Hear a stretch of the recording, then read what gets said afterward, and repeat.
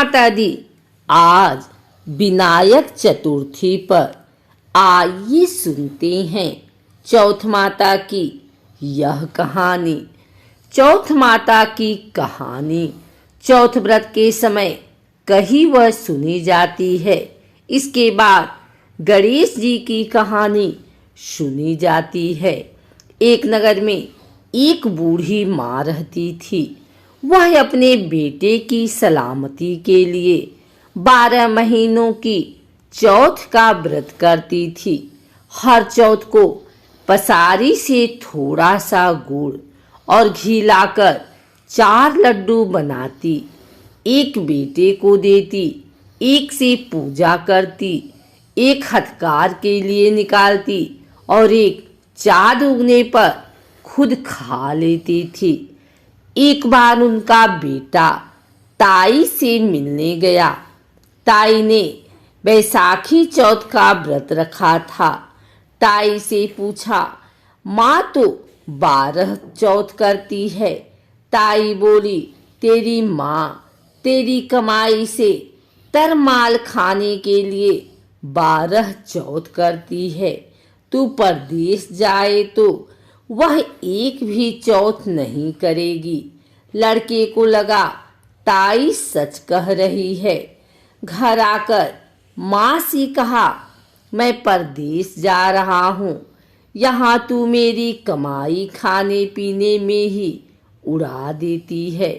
माँ ने समझाकर रोकना चाहा पर बेटा नहीं माना। माँ ने उसे साथ ले जाने के लिए चौथ माता की आँखें दिए और कहा, मुसीबत में आए तो आँखें तेरी मदद करेंगी। वह आँखें लेकर चला गया। घूमते हुए एक नगर में पहुंचा। उसने देखा एक बूढ़ी माँ रोती जा रही थी और पुए बनाते जा रही थी। उसने कारण पूछा तो बूढ़ी माँ ने कहा, बेटा, इस नगर की पहाड़ी पर एक दैत्य रहता है। पहले वह नगर में आकर कई लोगों को खाने के लिए मार देता था। अब राजा हर घर से एक आदमी दैत्य के पास भेजता है और आज मेरे बेटे की बारी है, इसलिए रो रही हूँ और उसी के लिए पुए बना रही हूँ। वह बोला, तू पुए मुझे खिला दे, तेरे बेटे की जगह मैं चला जाता हूँ। बूढ़ी माँ ने खीर पुए उसे खिला दिए। खा पी कर वह सो गया। रात को राजा के सैनिक आए तो बूढ़ी माँ ने उसे भेज दिया। दैत्य सामने पहुँचे पर उसने चौथ माता की आँखें दैत्य की तरफ फेंक कर कहा, हे चौथ माता, यदि मेरी माँ मेरी सलामती के लिए व्रत करती है तो दैत्य का सिर कटकर गिर जाए। तुरंत दैत्य का सिर कट गया। लड़का वापस आ गया। राजा ने उसे उपहार देकर विदा किया। चलते हुए एक दूसरे राजा के नगर में पहुंचा। इस राज्य में आमा तभी पकता था जब एक इंसान की बलि दी जाती थी। सिपाहियों ने उसे पकड़कर आवे में चून दिया। लड़के ने आंखें आवे में डाले और कहा, हे चौथ माता, यदि मेरी माँ मेरे लिए व्रत करती है तो आमा मेरी बलि के लिए बिना ही झट से पक जाए। आमा तुरंत पक गया। आवे में से मिट्टी की जगह सोने चांदी के बर्तन निकले।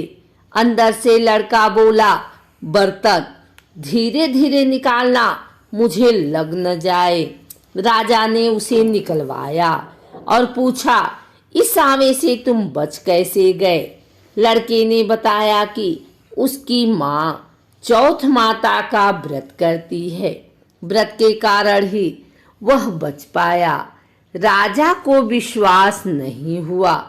उसने एक चांदी की सुराही मंगवाई और कहा कि सुराही की नली से निकल कर दिखाओ, तभी मुझे विश्वास होगा।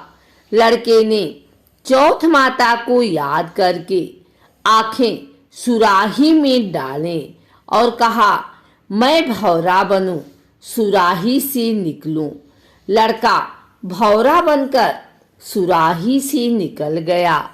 राजा ने खुश होकर राजकुमारी की शादी उसके साथ करवाई और सभी लोगों को चौथ माता का व्रत करने को कहा।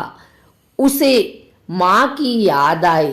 उसने राजा के पास जाकर खुद के नगर जाने की इच्छा जाहिर की। राजा ने रथ, घोड़ा, हाथी और खूब सारा दान दहेज देकर उन्हें विदा किया। चौथ के दिन अपने नगर पहुंचा। वह अकेला पसारी की यहाँ माँ का इंतजार करने लगा। सोचा, चौथ है तो माँ यहाँ जरूर आएगी। थोड़ी देर बाद लकड़ी टेकती हुई माँ आती दिखी। उसकी माँ की आंखों में जाले आने के कारण दिखना कम हो गया था। लड़के में जानबूझकर अपना पैर लकड़ी से लगा दिया। कहने लगा, बल रे पूत काटी, मेरे पैर के लगा दी। माँ ने उसे नहीं पहचाना।